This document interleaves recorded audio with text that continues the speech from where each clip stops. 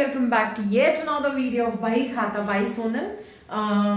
हम लोग profitability ratio कर रहे थे, इनकम रेशियो है ना, और उसमें 5 टाइप्स ऑफ रेशियोज होते हैं जो कि मैंने बताया था फर्स्ट, मतलब जब प्रॉफिटेबिलिटी रेशियो का क्लास हुआ होगा, मतलब वीडियो कब आया था इसका कल ही तो आया होगा ना। हाँ, तब मैंने बताया इसमें इस हेडिंग के अंडर 5 टाइप के रेशियोज होते हैं। ठीक है, तीन टाइप के रेशियोज हमने ऑलरेडी कर लिया। कौन कौन सा? ग्रॉस प्रॉफिट रेशियो कर लिया, नेट प्रॉफिट रेशियो कर लिया और ऑपरेटिंग रेशियो किया था। तो आज हमारा टॉपिक है ऑपरेटिंग प्रॉफिट रेशियो, जो कि किसके अंडर आता है? प्रॉफिटेबिलिटी या फिर इनकम रेशियो के अंडर। ठीक है, तो ऑपरेटिंग प्रॉफिट रेशियो का फॉर्मूला है operating ratio divided by revenue from operation into 100, और जिसको कि रेवेन्यू फ्रॉम ऑपरेशन को आप नेट सेल्स भी कहते हो, है ना, नेट सेल्स भी कहते हो। फॉर्मूला क्या है ऑपरेटिंग प्रॉफिट रेशियो का? Operating ratio divided by revenue from operation या फिर नेट सेल्स कह लो इनटू 100। ठीक है, तो इसका क्वेश्चन करें, तभी क्वेश्चन से ही ज्यादा बेटर क्लियर होता है ना। तो क्वेश्चन देखो आपके स्क्रीन पे होगा, एक सेकेंड। क्वेश्चन देखो आपके स्क्रीन पे होगा, आप भी पढ़ो हम भी पढ़ते हैं। ठीक है, तो ये है आपके टीएस गिरवाल का क्वेश्चन नंबर 117। तो क्वेश्चन कहता है calculate operating profit ratio from the following information, और क्या क्या इंफॉर्मेशन दिया है? Opening inventory, purchases, revenue from operation, that is net sales, हमको कैलकुलेट करने का जरूरत नहीं है, वो दिया हुआ है। Administrative and selling expenses, closing inventory, loss by fire and dividend received दिया है ना। तो हमको कहता है ऑपरेटिंग प्रॉफिट रेशियो कैलकुलेट करने के लिए, तो हमको रेवेन्यू फ्रॉम ऑपरेशन तो दिया हुआ है, net sales, operating profit calculate करना होगा पहले, है ना। तो ऑपरेटिंग प्रॉफिट कैलकुलेट करने के लिए पहले उसका फॉर्मूला लिख लेते हैं। ऑपरेटिंग प्रॉफिट, ऑपरेटिंग रेशियो मैंने लिखा है, सॉरी ये प्रॉफिट होगा। ठीक है, प्रॉफिट, तो ऑपरेटिंग प्रॉफिट पहले कैलकुलेट करते हैं। ठीक है, अब देखो रेवेन्यू फ्रॉम ऑपरेशन तो दिया हुआ है और एडमिनिस्ट्रेटिव एंड सेलिंग एक्सपेंस भी दिया हुआ है। ठीक है, तो हमको कैलकुलेट करना होगा अब cost of revenue from operation. पहले ऑपरेटिंग प्रॉफिट कैलकुलेट करने से भी पहले कैलकुलेट करना पड़ेगा cost of revenue from operation, तो हम वो क्या कर लेते हैं। ठीक है, cost of revenue from operation. अब ये कैसे आएगा? तो ये कैसे आएगा इसका देखो, ओपनिंग इन्वेंट्री दिया हुआ है, परचेजेस दिया हुआ है, क्लोजिंग इन्वेंट्री दिया हुआ है। ठीक है, तो हम वो कैलकुलेट तो कर ही लेंगे cost of revenue from operation. तो ये हो जाएगा चलो फॉर्मूला लिख लेते हैं, ओपनिंग इन्वेंट्री प्लस परचेजेस। ये फॉर्मूला यूज करके आप लोगों ने क्वेश्चन पहले भी सॉल्व किया हुआ है, तो कहीं पे भी कंफ्यूज मत होना। ठीक है, माइनस क्या हो जाएगा? Closing inventory. ठीक है, अब ओपनिंग इन्वेंट्री कितना है? 1 लाख, परचेजेस कितना है? 10 लाख एंड क्लोजिंग इन्वेंट्री 1,50,000। तो अगर 11 लाख में 10 लाख प्लस 1 लाख 11 लाख में 1,50,000 अगर माइनस करोगे तो कितना हो जाएगा? 9,50,000। ठीक है, 9,50,000 ये आ गया आपका cost of revenue from operation. ठीक है, now cost of revenue from operation आ गया, रेवेन्यू फ्रॉम ऑपरेशन दिया हुआ है, एडमिनिस्ट्रेटिव एंड सेलिंग एक्सपेंसेस है ऑलरेडी क्वेश्चन में, तो हम ऑपरेटिंग प्रॉफिट निकालें।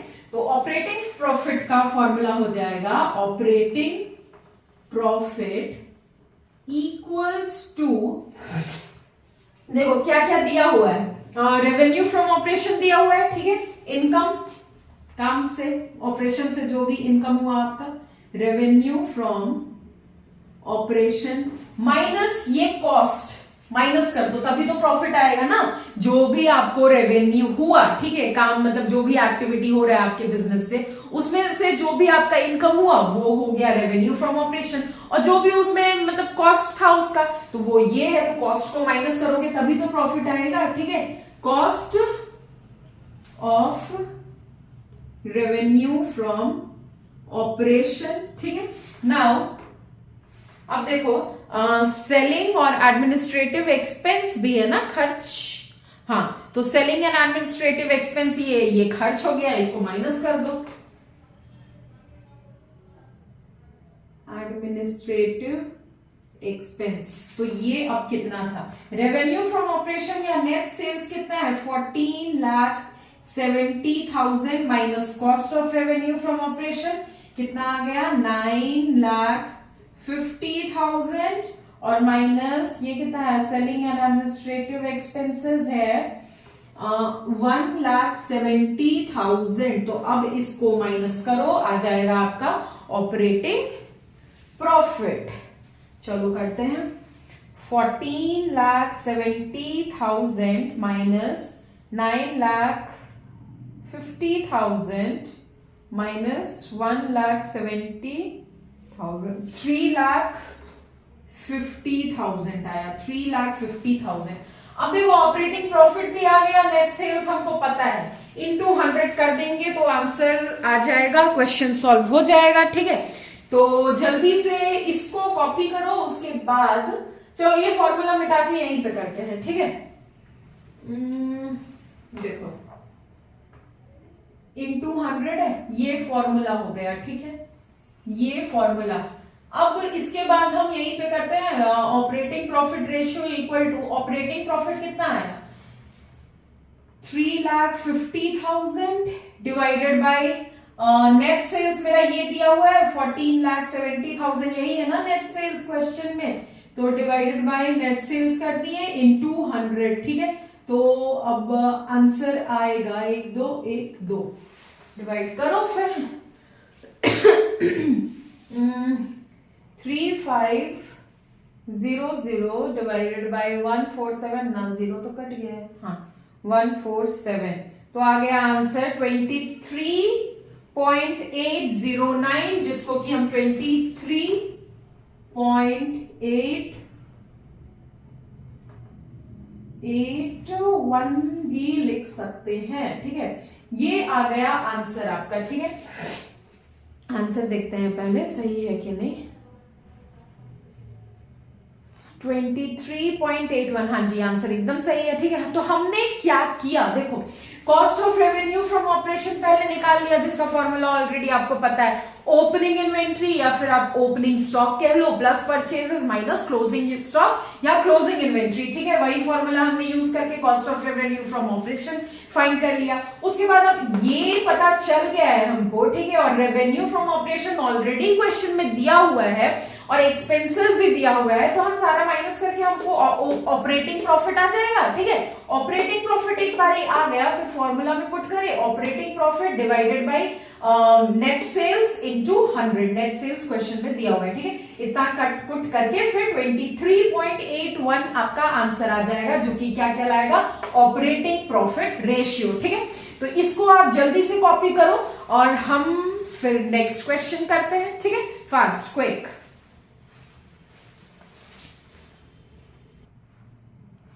नाउ सी और लास्ट टाइप ऑफ रेशियो हमको कैलकुलेट करना है, ठीक है, जिसका नाम है रिटर्न ऑन इन्वेस्टमेंट या फिर ROI बोल लो, ठीक है, शॉर्ट फॉर्म में रिटर्न ऑन इन्वेस्टमेंट। तो रिटर्न ऑन इन्वेस्टमेंट का फॉर्मूला क्या होता है, NPBITD divided by capital employed into 100। अब देखो ये मैंने शॉर्ट फॉर्म में लिखा है, तो आपको लगा हुआ है ये क्या है ना, तो ठहरो बताते हैं, है ना, हड़बड़ाओ मत। तो ये शॉर्ट फॉर्म में लिखा है, इसका मतलब होता है net profit before income tax and dividend, है ना। नेट क्या होता है, इसका मतलब net profit before N, net का एन, प्रॉफिट का P, बिफोर का B, इनकम टैक्स का IT एंड एंड तो नहीं लिखा मैंने उधर, है ना, और डी, ठीक है। तो ये मैंने शॉर्ट फॉर्म में लिखा क्या, net profit before income tax and dividend divided by capital employed into 100, ठीक है। तो अब देखो कैपिटल एम्प्लॉयड, अब इसका मतलब तो आपने समझ लिया, ठीक है। अब कैपिटल एम्प्लॉयड हम कैसे कैलकुलेट करेंगे, वो भी तो कैलकुलेट करना होगा, मतलब पता तो वो भी करना होगा, तभी तो रिटर्न ऑन इन्वेस्टमेंट हमको पता चलेगा, ठीक है। रिटर्न ऑन इन्वेस्टमेंट क्या होता है, कोई चीज में आप पैसा लगाए हो, उसमें से आपको कितना रिटर्न मिल रहा है, कितना प्रॉफिट मिल रहा है ना, वो तो कैलकुलेट करना होगा ना। वो कैसे पता चलेगा, तो वो कैलकुलेट करके पता चलेगा, ठीक है। तो कैपिटल एम्प्लॉयड का भी फॉर्मूला है, दो फॉर्मूला है उसका, एक्चुअली दो तरीके से निकलेगा, ठीक है। वो फिर देखना होगा क्वेश्चन में क्या दिया हुआ है, ठीक है। देखो, तो एक तो है ये total assets minus total current liabilities, total assets, ठीक है। टोटल एसेट्स, करेंट एसेट्स भी नॉन करेंट एसेट्स भी, दोनों को जोड़ोगे तो टोटल एसेट्स आएगा, ठीक है। तो total assets minus total current liabilities, non current liabilities का बात नहीं कर रहा है, केवल करेंट लायबिलिटीज का बात कर रहा है, ठीक है। Total asset minus total current liabilities करोगे तो कैपिटल एम्प्लॉयड आया, ठीक है। अब दूसरा फॉर्मूला क्या है, तो वो भी लिखा है, capital employed equal to shareholders equity plus long term liabilities. Long term liabilities मतलब क्या, ऐसे लायबिलिटीज, ऐसे लोन्स एंड एडवांसेस जो कि आप 1 साल के बाद भी आप चुका सकते हो, ठीक है, वही सब कहलाते हैं लॉन्ग टर्म लायबिलिटीज, ठीक है। तो दो फॉर्मूला है कैपिटल एम्प्लॉयड का, इसको जल्दी से नोट डाउन करो, फिर हम दोनों फॉर्मूला के से बेस्ड क्वेश्चन भी सॉल्व कर लेंगे, ठीक है, फास्ट क्विक।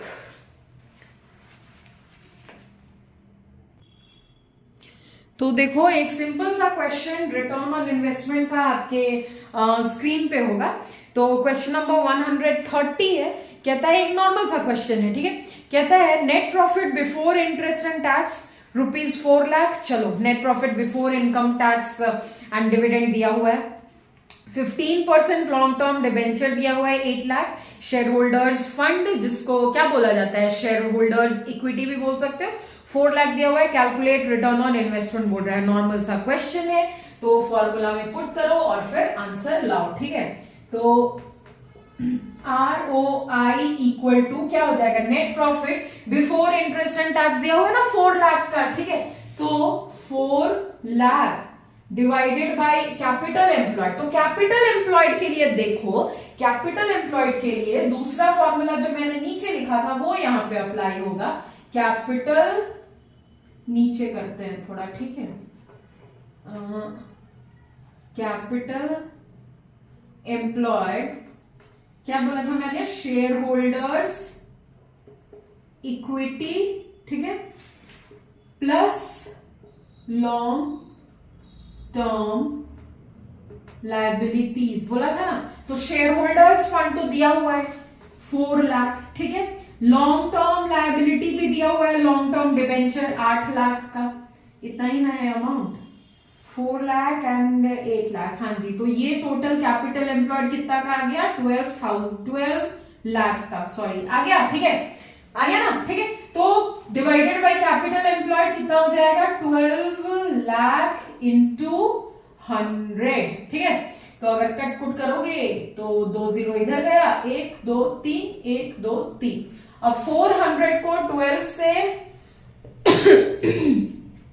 डिवाइड करो, 400 डिवाइडेड बाय 12, तो 33.33333 आ रहा है आंसर, क्या है 33.33%, ठीक है, इतना आ गया आंसर। तो ये नॉर्मल सा क्वेश्चन था, ठीक है, बस हमने फॉर्मूला में पुट किया, आंसर लाया, ठीक है। एक और क्वेश्चन हम करेंगे रिटर्न ऑन इन्वेस्टमेंट का, तो उससे पहले I want you guys to copy this fast.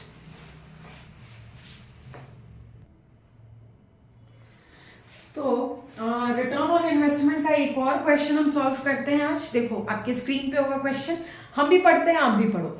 तो क्वेश्चन कहता है calculate return on investment ROI from the following details, net profit after tax ₹6,50,000।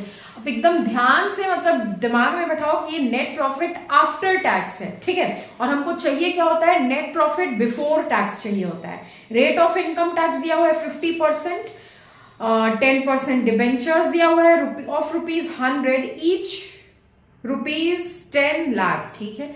Fixed assets दिया हुआ है 22,50,000, accumulated depreciation on fixed assets up to date ₹2,50,000, current asset 12 lakh, current liabilities 4 lakh. अब देखो हमको return on investment के लिए चाहिए होता है net profit before income tax and dividend, ठीक है, यही चाहिए होता है। और यहां पे देखो नेट प्रॉफिट आफ्टर टैक्स दिया हुआ है, नेट प्रॉफिट आफ्टर टैक्स अगर 6,50,000 है और इनकम टैक्स कहता है 50%, ठीक है, इनकम टैक्स क्या कह रहा है 50%, तो आप दिमाग लगाओ और बताओ कि नेट प्रॉफिट आफ्टर टैक्स नहीं, नेट प्रॉफिट बिफोर टैक्स क्या हो जाएगा, ठीक है। नेट प्रॉफिट आफ्टर टैक्स दिया हुआ है 6,50,000, ठीक है, इनकम टैक्स दिया है 50%, तो नेट प्रॉफिट बिफोर टैक्स क्या हो जाएगा, अगर 50% इनकम टैक्स है और आफ्टर टैक्स का इनकम प्रॉफिट हमको दिया हुआ है 6,50,000, तो हम क्या 50% और ऐड कर देंगे ना उसमें, तो कितना 13 लाख का नेट प्रॉफिट हो जाएगा। 6,50,000, हाँ 13 लाख का नेट प्रॉफिट बिफोर टैक्स होगा। तो चलो सबसे पहले हम net profit before interest tax and dividend calculate करते हैं, ठीक है। तो net profit before interest tax and dividend calculate करते हैं पहले, ठीक है। उसके लिए सबसे पहले तो देखो नेट प्रॉफिट आफ्टर टैक्स दिया हुआ है, नेट प्रॉफिट आफ्टर टैक्स दिया हुआ है, ठीक है। इंटरेस्ट तो 10% डिबेंचर्स का भी इंटरेस्ट जाएगा, इंटरेस्ट दिया 10% डिबेंचर्स ऑफ ₹100 ईच, हाँ जी, ठीक है। तो इंटरेस्ट फिर 10% डिबेंचर्स इंटरेस्ट, ठीक है, प्लस इनकम टैक्स भी है, प्लस इनकम टैक्स और डिविडेंड भी होता है, बट डिविडेंड यहाँ पे क्वेश्चन में दिया नहीं है, ठीक है। तो ये कैलकुलेट करें, नेट प्रॉफिट आफ्टर टैक्स कितना दिया हुआ है 6,50,000 प्लस 10% डिबेंचर का इंटरेस्ट अगर कैलकुलेट करेंगे तो कितना होगा 10 लाख डिबेंचर का अमाउंट दिया है इंटू 10/100, यही होगा, ठीक है। प्लस इनकम टैक्स, तो इनकम टैक्स का हम बोल रहे थे नेट प्रॉफिट आफ्टर टैक्स अगर 6,50,000 है और इनकम टैक्स दिया हुआ है 50%, तो आंसर क्या है, तो नेट प्रॉफिट बिफोर टैक्स कितना हो जाएगा, इनकम टैक्स फिर 13 लाख होगा, ठीक है। कमेंट करके बता देना, हाँ 13 लाख क्यों हमने ही बता दिया, कोई बात नहीं। तो इनकम टैक्स हो जाएगा 6 net profit after tax into 100/50 अगर कर देंगे ना, रिवर्स कर देंगे ना रेशियो को, तो हमारा टोटल ये नेट प्रॉफिट आ जाएगा, ठीक है, टोटल नेट प्रॉफिट आ जाएगा इनकम टैक्स कैलकुलेट करने से पहले का जो था, ठीक है, इंटू 50%, क्योंकि इनकम टैक्स तो दिया ही हुआ है 50%, ठीक है। तो ये हो जाएगा 6,50,000 प्लस